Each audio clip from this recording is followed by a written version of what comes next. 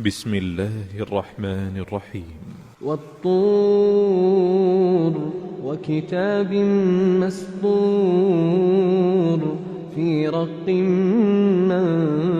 منشور والبيت المعمور والسقف المرفوع والبحر المسجور إن عذاب ربك لواقع ما له من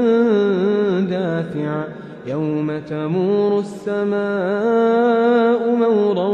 وتسير الجبال سيرا فويل يومئذ للمكذبين الذين هم في خوض يلعبون يوم يدعون إلى نار جهنم دعا هذه النار التي كنتم بها تكذبون أفسحر هذا أم أنتم لا تبصرون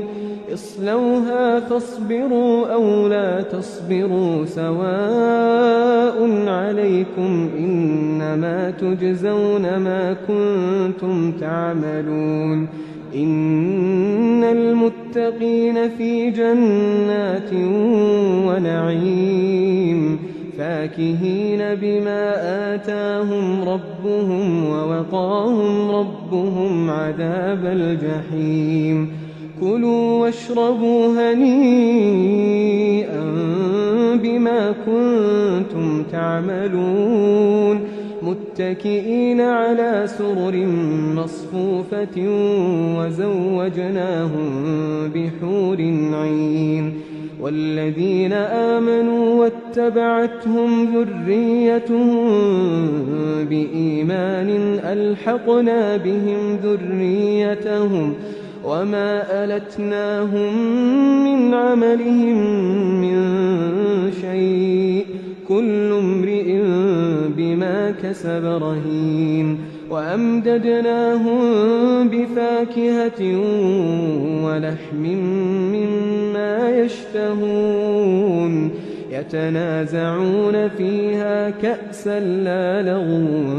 فيها ولا تأثيم ويطوف عليهم غلمان لهم كأنهم لؤلؤ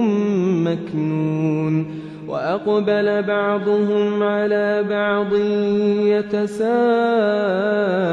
يتساءلون قالوا إنا كنا قبل في أهلنا مشفقين فمن الله علينا ووقانا عذاب السموم إنا كنا من قبل ندعوه إنه هو البر الرحيم فذكر فما أنت بنعمة ربك بكاهن ولا مجنون أم يقولون شاعر نتربص به ريب المنون قل تربصوا فإني معكم من المتربصين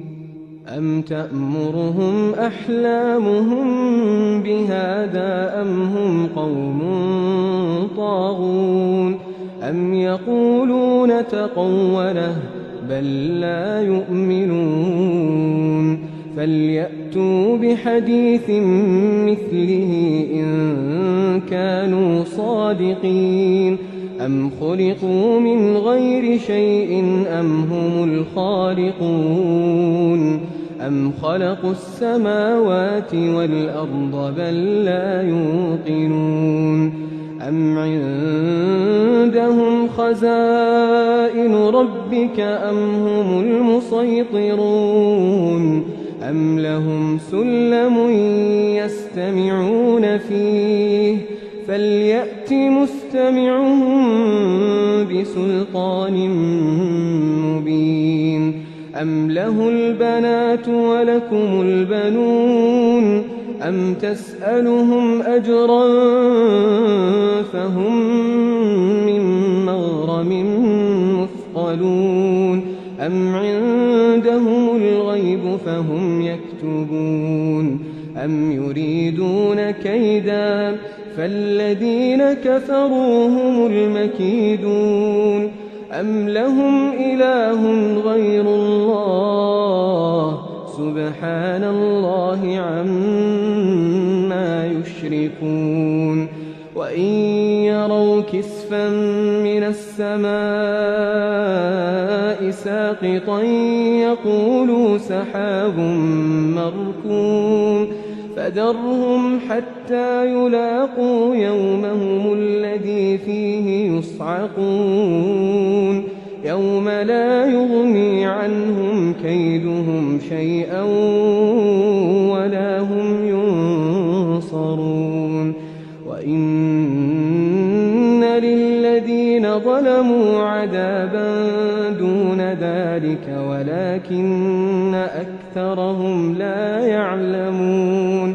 واصبر لحكم ربك فإنك بأعيننا وسبح بحمد ربك حين تقوم ومن الليل فسبحه وإدبار النجوم